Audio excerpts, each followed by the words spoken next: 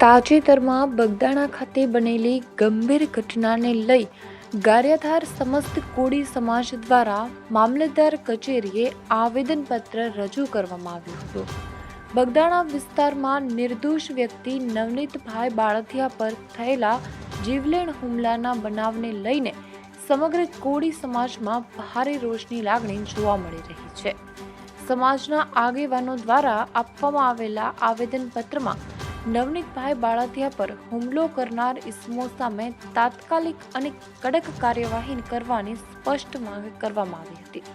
સાથે જ ભવિષ્યમાં આવા અસામાજિક તત્વો દ્વારા કોઈપણ પ્રકારની હિંસક ઘટના ન બને તે માટે કાયદાનો ભય ઊભો થાય તેવા કડક પગલાં લેવામાં આવે તેવી રજૂઆત પણ કરવામાં આવી હતી।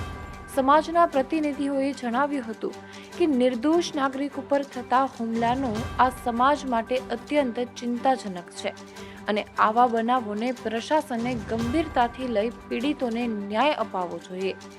મામલતદારશ્રીએ આવેદનપત્ર સ્વીકારી યોગ્ય કાર્યવાહી કરવાની ખાતરી આપી હતી।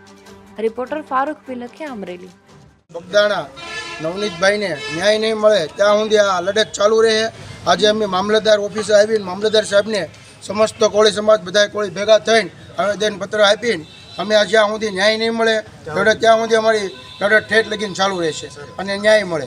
મહુવા તાલુકાના બગદાણા મુકામે નવનીતભાઈ બાળથિયા ઉપર જે હિચકારા હુમલાની ઘટના બની છે એ સંદર્ભે આજે ગારિયાધાર તાલુકા શહેર કોળી સમાજ દ્વારા ગારિયાધાર મામલતદારને આવેદનપત્ર આપવાનો કાર્યક્રમ રાખવામાં આવ્યો હતો, જેમાં સમગ્ર ગારિયાધારના કોળી સમાજ દ્વારા અને ભાવનગર જિલ્લા કોળી સમાજ દ્વારા મુખ્ય જે માંગણીઓ જે છે એ છે કે જે FIR દાખલ કરવામાં આવી છે એમાં જે વધારાની કલમોનો ઉમેરો કરવાનો છે એ કલમોનો ઉમેરો કરવામાં આવે, તેમજ ફરિયાદી દ્વારા નવનીતભાઈ બાળથિયા દ્વારા જે આરોપીઓના નામ ફરિયાદમાં કહેવામાં આવ્યા છે, ફરિયાદની ઘટનામાં વર્ણવવામાં આવ્યા છે, એ આરોપીઓની પણ તપાસ થાય, એમના કોલ ડિટેલ અને CDRનો રેકોર્ડ જાહેર કરવામાં આવે અને જે કોઈ પણ આમાં મદદગારીમાં હોય એ પછી PI હોય, DYSP હોય કે SP હોય એ તમામને આ ગુનામાં સહ આરોપી તરીકે એના નામ નાખવામાં આવે।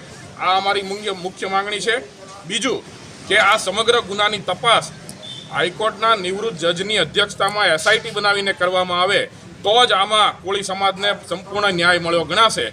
આ અમારી મુખ્ય માંગણીને લઈને આજે ગારિયાધાર કોળી સમાજના તમામ આગેવાનો મામલતદારશ્રીને આવેદનપત્ર આપવા માટે આવ્યા છે।